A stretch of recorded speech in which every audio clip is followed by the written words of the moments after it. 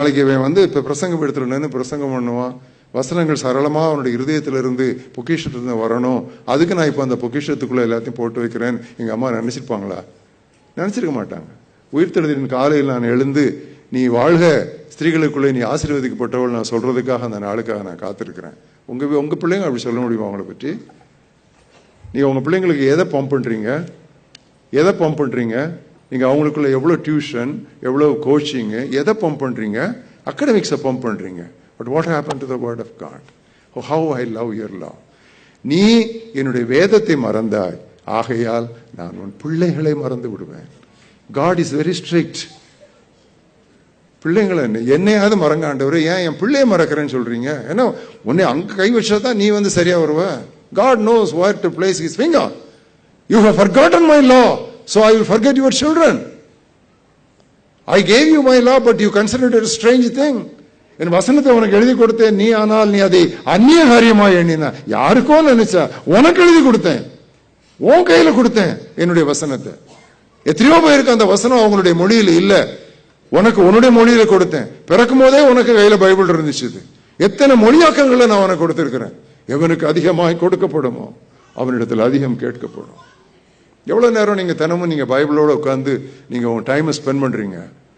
ஒரு நாளைக்கு அரை மணி நேரம் கூட, வார நாட்கள்ல அரை மணி நேரம் கூட ஒரு நாளைக்கு உட்கார்ந்து திருவசனத்தை தியானிக்க முடியாதவர்கள் நிச்சயமாக உங்களுடைய வாழ்க்கையின் முக்கியத்துவ வரிசையை நீங்கள் மாற்றி அமைக்க வேண்டும். If you cannot spend even 30 minutes every day in the meditation of God's word, it is high time that you reprioritize your life. Your priorities are wrongly placed. You need to reset your priorities. Yes, God's word. My Bible says God has magnified his word above all his name. தம்முடைய எல்லா மகிமையின் பிரஸ்தாபத்தை பார்க்கலாம், வசனத்தை அவர் மகிமைப்படுத்தி இருக்கிறார். நம்ம அந்த இடத்தை கொடுக்கிறோமா ஆண்டோடைய வசனத்திற்கு? யோபு சொல்றான், எனக்கு வேண்டிய ஆகாரத்தை பார்க்கலாம். இங்கிலீஷ்ல எப்படி இருக்குன்னா, not the food that I want, my necessary food, the basic food, not special food, ஒரு basic food. அதாவது சாப்பிடாட்டா கூட நான் பரவாயில்ல, நான் ஏதோ என்ன பண்ணிடணும், அவருடைய வசனத்தை நான் வந்து தியானம் பண்ணிடணும். அதே தான் எரேமியாவும் சொல்றான். பாருங்க, இந்த பழைய பாட்டு தீர்க்கதரிசிகளும் இந்த கோத்திர பிதாக்களுடைய வாழ்க்கை எப்படி சவாலாக இருக்கிறது பாருங்க. எரேமியா 15ஆம் அதிகாரம் 16ஆம் வசனத்தை பாருங்கள். எவ்வளவு, நம்முடைய வார்த்தைகள் கிடைத்த உடனே அவைகளை உட்கொண்டேன். I ate your words immediately when they are found. அவன் யோபு சொல்றான், சாப்பாட்டை விட அது எனக்கு முக்கியங்கிறான். எரேமியா சொல்றான், வசனம் கிடைச்ச உடனே அதை நான் உட்கொண்டேன். I ate your word. அது எனக்கு வந்து மகிழ்ச்சியும் சந்தோஷமாய் இருந்தது என்று சொல்லுகிறான். இந்த இஸ்ரவேல் ஜனங்களை பற்றி பார்க்கும்போது நான் அடிக்கடி நினைப்பேன், அவங்களுக்கு ஆரம்பத்தில் மன்னாவை ஆண்டவர் கொடுக்கும்போது அந்த மன்னா எப்படி இருந்துச்சா, அதை வந்து அப்பங்களா சுடுவாங்களாம். அது எப்படி ருசியா இருந்துச்சான் தெரியுமா? தேனிட்ட பணியாரம் போல இருந்துச்சான். கரெக்டா? தேனிட்ட பணியாரம் போல் இருந்துச்சான்.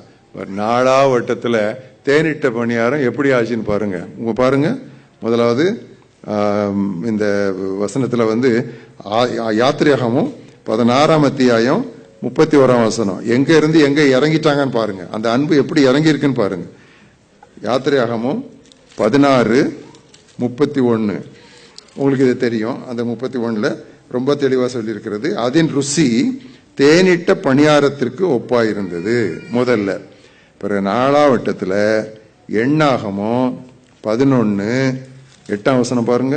எண்ணாகமோ 11:8, அதை அப்பங்களுமாக சுடுவார்கள். அதன் ருசி எப்படி இருக்குமா? எப்படி இருக்குமா? ஒலிவ எண்ணெய் போல இருக்கும். தேன் வந்து இப்போ எண்ணெய் ஆயிடுச்சு. ஒலிவ எண்ணெயில ஏதாவது ருசி உண்டா? அது பிரான்ஸ்ல இருந்து வந்ததுனால அது ருசி உண்டா? அது ஒலிவ எண்ணெயில வந்து ருசியே கிடையாது.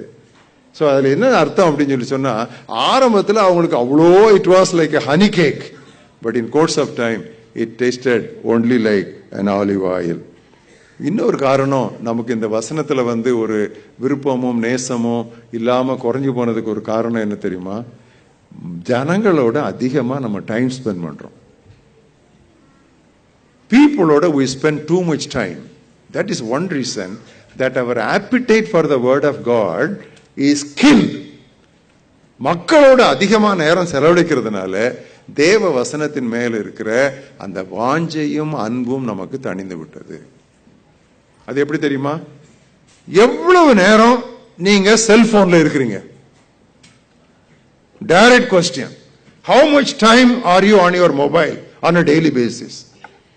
உங்க ஜாப் விஷயமா பேசுறது சரி, மற்றபடி ஒரு நாளைக்கு நீங்க எவ்வளவு நேரம் மொபைல்ல இருக்கிறீங்க கணக்கு பாருங்க. நாளைக்கு பாருங்க எவ்வளவு நேரம் நீங்க வசனத்துல இருக்கிறீங்கன்னு சொல்லி பாருங்க.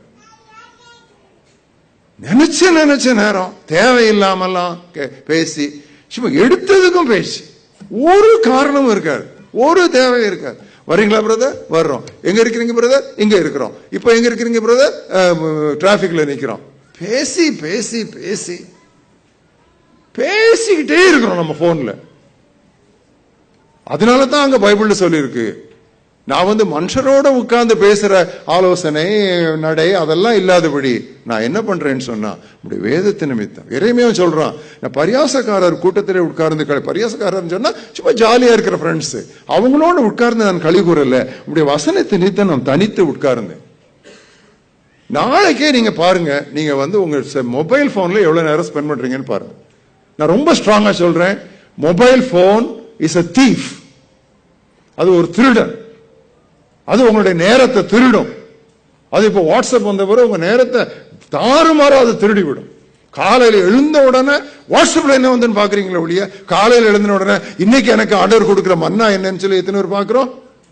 திருடிடுச்சு. அது ஒரு திருடன். அது ரொம்ப ஜாக்கிரதையா இருங்க.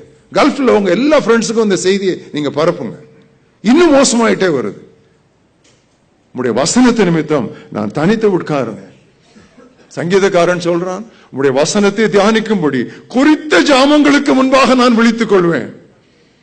I will wake up before the night watches in order to meditate your holy word. அப்படின்னு என்ன அர்த்தம்? நம்ம கலோக்கியல சொல்லணும்னா 3 மணிக்கு எழுப்பி பைபிள் படிக்கணும், 4 மணிக்கு எழுப்பி பைபிள் படிக்கணும் விடியகாலன்னு சொல்லி நான் அலாம் வச்சுட்டு நான் படுப்பேன். ஆனா அந்த அலாம் அடிக்கிறதுக்குள்ள நான் எழும்பிடுவேன். ஏன்னா எனக்கு சீக்கிரம் எழும்பி வசனத்தை படிக்கணும்னு ஒரு ஆசை இருக்கும். குறித்த ஜாமங்களுக்கு முன்பாக நம்முடைய வசனத்தை தியானிக்கும்படி நான் எழுந்திருப்பேன். எங்கேயா போச்சு இந்த மாதிரி உள்ள பழக்கங்கள்லாம்? இந்த பரிசுத்த பழக்கங்கள்லாம் எங்க போச்சு? இதான் நான் சொல்றேன், ஆதி அன்பு நாம் இழந்து விட்டோம். திருவசனத்தின் மேல உள்ள ஆதி அன்பை நாம் இழந்து விட்டோம்.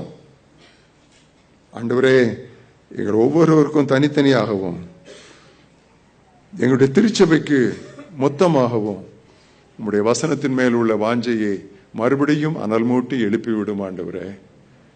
அதுவே நம்முடைய ஜெபமாக இருக்கட்டும். சத்தியத்தையும் திருவசனத்தையும் நீங்கள் நேசிக்காவிட்டால் நீங்கள் பொய்யை நம்பும்படி ஆண்டவர் வஞ்சகத்தின் ஆவியை உங்களுக்குள்ளே அனுப்புவார்.